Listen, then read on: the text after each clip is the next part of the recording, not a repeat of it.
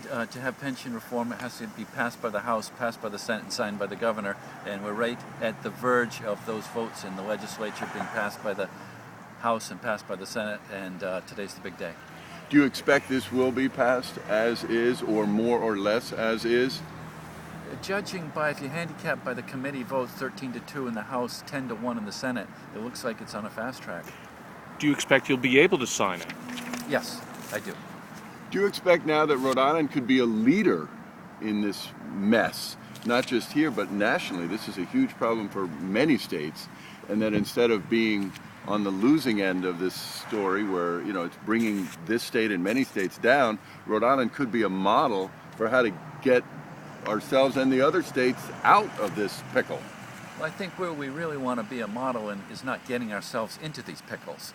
And I'm proud that in my home city of Warwick, we're not one of those cities that has high unfunded liabilities in our pension funds, because we took care of them. You know, we were very, very conservative when we made budget decisions. And so that's really our challenge now. Let's not get into any more of these big pickles. What should Rhode Islanders know about how all of the competing interests here are dealt with in this legislation? Well, I like to say that we've shared the sacrifice between the retirees, between the existing employees and the taxpayer. We're all taking some sacrifices here. The retirees are having suspension of COLAs, the existing employees are having a age of retirement in a hybrid plan, and the taxpayers are putting in more money through reamortization. What, in your mind, pain all the way around? Yes. Spreading the difficulty? Yes, I'm sure that teachers and state workers and MERS employees are saying that we're taking more of the sacrifice, but I think we've made the effort to share the sacrifice between all three parties: taxpayers, existing employees, and retirees. Governor, do you expect a court fight? The unions have all but promised one. Yes, I do. And in the end, do you think this will pass legal muster? Yes, I wouldn't be supporting it if I didn't, and we've had many discussions on this. Anytime you're in court, there's always a percentage, but that you might not be successful, but I think we will prevail. Governor, do you think this might be your signature issue, that this is what you're remembered for long after you've left office? Well, I'm proud of my career in public service, whether it's a councilman, a mayor of a second largest city, a United States senator, making good decisions. I hope this is just one continued chapter in making good decisions for the future of our state. Even difficult decisions. I mean, and this is, it certainly has been, it's probably about as difficult as anything you've really come across. I mean, you really, this gets to the core of all of the difficulties of government. Yes, but don't forget we're getting Central Falls back on sound financial footing. That's been a huge challenge. Other communities have taken years, sometimes decades, to get their communities out of bankruptcy. We're doing it in a matter of months. DMV has taken, no governor's been able to get DMV to be a efficient, functioning, well-run organization. We're doing that. So I like to look at the big picture. So don't confuse your mild manner with weakness? Is that what I'm hearing? Look at my record and you'll see how I perform. I'm proud of my record.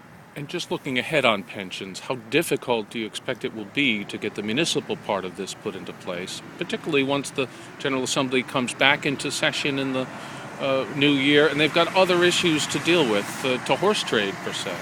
Well, Sean didn't want me to talk about non-MERS here, but you asked me, and the truth is we should have dealt with it in this special session, just for the reasons that you just articulated. We're going to have all sorts of issues in the general legislative session. Budget, every legislator is going to have their pet issue.